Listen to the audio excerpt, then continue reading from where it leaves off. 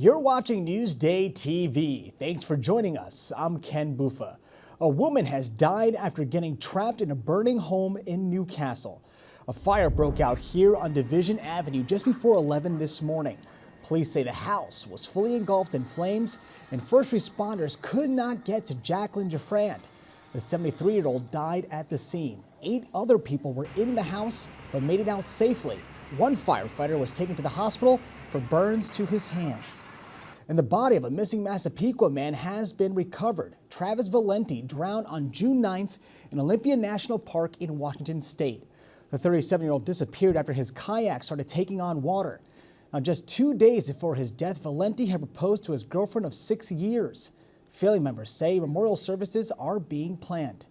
And a missing sub imploded near the wreckage of the Titanic, and all 5 people on board, including the company's CEO, were killed. As Newsday has reported, the Titan lost communication hours after launching in the North Atlantic on Sunday. An international search team was working for days to try to find the vessel. Today, an underwater vessel spotted part of the sub about 600 feet off the bow of the Titanic's wreckage. Essentially, we found 5 different major pieces of debris that told us that it was the remains of the Titan. The initial thing we found was the nose cone, which was outside of the pressure hull. We then found a large debris field. Within that large debris field, we found the front end bell of the pressure hull. That was the first indication that there was a catastrophic event. Now, the Coast Guard says banging noises heard over the past 2 days were likely unrelated to the missing submersible. And only in Newsday, a Lindenhurst man is accused of taking part in the January 6th riot. Matthew Schmitz was released on a $50,000 secured bond. The 33-year-old did not enter a plea during his removal hearing. Federal prosecutors say he'll face a misdemeanor charge of entering and remaining in a restricted building or grounds and multiple counts of disorderly conduct in Washington, D.C. And it was 2 relatives that helped Congressman George Santos stay out of prison while he awaits a trial. Court documents unsealed today revealed Santos' father and aunt co-signed the lawmaker's $500 million bond. As Newsday has reported, the congressman fought to keep the names of his relatives secret. And in a statement, Santos says he and his family have made peace with the judge's decision. He went on to say, now I quote, pray no harm comes to them. And Long Island Railroad workers are fighting back over its zero-tolerance marijuana policy. Alfonso Castillo has more in a story you'll see only in Newsday. New York state law says it's legal for you to use marijuana recreationally on your own time. But if you work for the Long Island Railroad, you better think twice. They treated me like a criminal, like I did something crazy. Now, one LIRR union is fighting to get the railroad to change its policy to match state law. Ron Dolgenko and Darren Drew, both LIRR electricians for 25 years, lost their jobs when they tested positive for marijuana metabolites upon returning to work after taking extended medical leaves. Dolgenko suffered a heart attack, and Drew was recovering from cancer. He said, it came back positive. I said, for what? He said, for marijuana. I said, that's impossible. Both men deny ever using marijuana and believe they received false positives because of medications they were taking. But either way, they point out that marijuana is no longer prohibited in New York. Drew took his case to an internal trial, lost, and was fired. Dolgenko retired rather than risk losing at trial and has since filed a federal lawsuit against the railroad for violating his civil rights. They're changing the laws with marijuana. The testing should be changed. Yeah, all of that, you know. But they just stick to, like they just say policy, policy, policy. It's antiquated. I mean, you have to change with the times. In a statement, a Metropolitan Transportation Authority spokesman defended the policy and said the LIRR will not compromise safety where operations are involved. Union leader Ricardo Sanchez agreed that railroad employees shouldn't be under the influence while working, but pointed out that the 2 men were never even tested while on the job. Also, unlike some employees with safety-related jobs, the 2 electricians were not covered under federal regulations prohibiting marijuana use and allowing for random drug testing. Think of the insanity. They sit there and say, we're concerned with safety, but we only test them when they're not working. And now marijuana is legal. So it doesn't matter what the railroad thinks. It doesn't matter what I think. It's a matter of law. Either the law protects us or it doesn't. And I know it does. I know we're right. Alfonso Castillo for NewsdayTV. Now, to read more about this policy fight, go to Newsday.com and click Get More below the Newsday TV video box. All right, let's take a look at your Long Island weather, shall we? It's going to be rainy tomorrow, but cloudy tonight. And tomorrow looks like we'll be in the mid-70s. So taking a closer look at tomorrow, we can see that it's going to be cloudy in the morning, but the showers will be moving in throughout the day. Get more of the stories you've seen on Newsday TV at Newsday.com. Plus breaking news, investigations, things to do, restaurants, and other Long Island news you can't get anywhere else. At Newsday.com, covering Long Island like no one else can. What's Up on Long Island is brought to you by PC Richard & Son.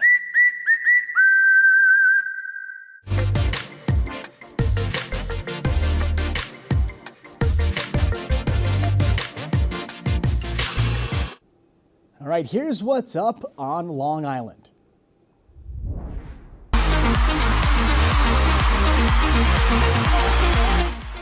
The Palm Tree Festival is returning to the Hamptons. DJs Calvin Harris and Kygo will headline the one-day music festival. It's Saturday at Grabinski Airport in West Hampton Beach. Don't matter where we've been, no, there ain't no better view than you in my arms with my eyes on you. Country rock performer Chase Rice is coming to Wantagh this weekend. The Eyes on You artist is playing at Mulcahy's Friday night. And looking for something a little out of the box to do, well, the Nassau Reptile Expo is coming to Garden City Saturday. Get up close and personal with hundreds of snakes, lizards, and other reptiles.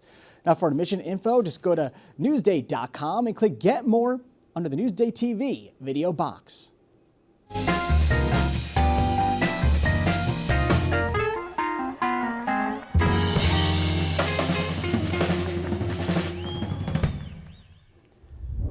A Long Islander just hit the yellow carpet. Elisa DiStefano caught up with the rising star at the premiere of his new movie with Jennifer Lawrence.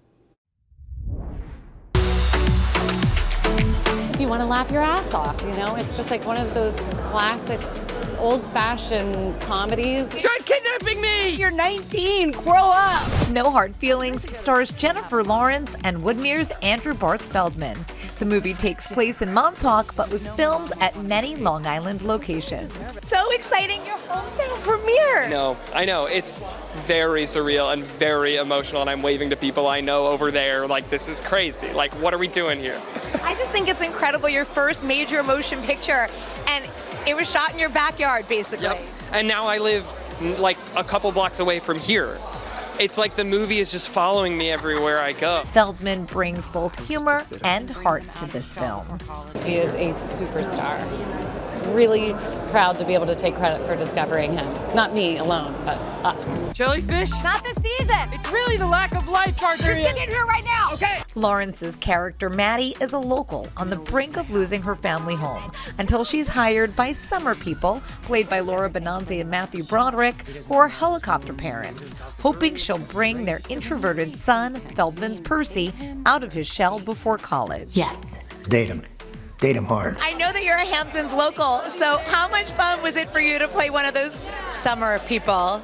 Oh, it was great fun. I probably am a summer person. I hope I'm not exactly that summer person, but yeah, I've been around them for 20 or 30 years now, so if I know anything, it's summer folk in the Hamptons. So you were prepared for this role? I've been preparing my whole life for this role. I'm excited for the Long Islanders who were like, when it was happening, like, this is so inconvenient, and not gonna be like, that's where I live.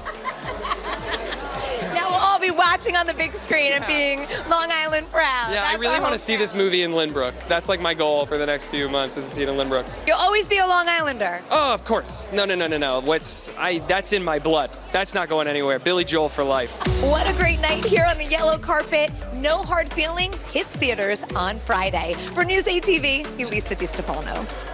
And it looks like it's going to be a good one. Now, to read more about No Hard Feelings, go to Newsday.com. Click Get More below the Newsday TV video box. Newsday Sports is brought to you by PC Richard & Son.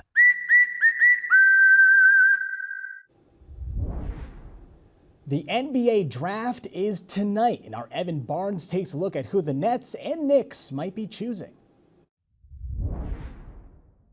I'm Evan Barnes, your Nets beat writer for Newsday. We're here at Barclays Center, where on Thursday, a lot of young men's dreams will come true when they hear their names called at the NBA draft. Well, at number one, there won't be a lot of drama. It's going to be Victor Wembanyama, the French center, the generational prospect that everyone loves. He can do it all. He can rebound. He can shoot. He can defend. The San Antonio Spurs are going to love to have him. But what about the Nets and the Knicks? Well, the Nets have 2 first-round picks at 21 and 22. The Knicks don't have any, but both teams could try to move up into the draft. So what do the Nets need? Well, they need rebounding, they need shooting, they need ball handling. So if they want rebounding, they could look at, say, Alabama center Noah Clowney, 6'10", 7-foot wingspan, great rebounder, young player, but a great rebounder nonetheless. If they need shooting, I got a couple options. What about Ohio State guard Bryce Sensabaugh, or Santa Clara guard Brandon Pajemski, or Duke guard Dariq Whitehead? All 3 of them shot over 40% from three-point land, and the Nets could use that shooting a lot. But the Nets could also try to move up, so we'll see what happens. Just like the Knicks, no picks, no problem. They might want to move up too and see what happens. We'll have all your coverage at Newsday.com. Till then, I'm Evan Barnes, signing off for NewsdayTV.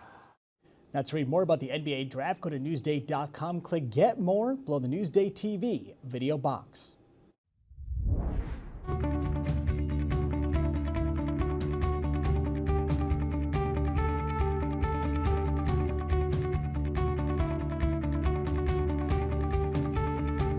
Watch Newsday TV on the big screen. Use the remote to activate Siri, Alexa, Roku, or the Google Assistant on your streaming device. Say, install Newsday. Newsday TV, covering Long Island like no one else can. You're watching Newsday TV. I'm Ken Buffa. Thank you so much for joining us. We leave you now with a look at your 7-day forecast.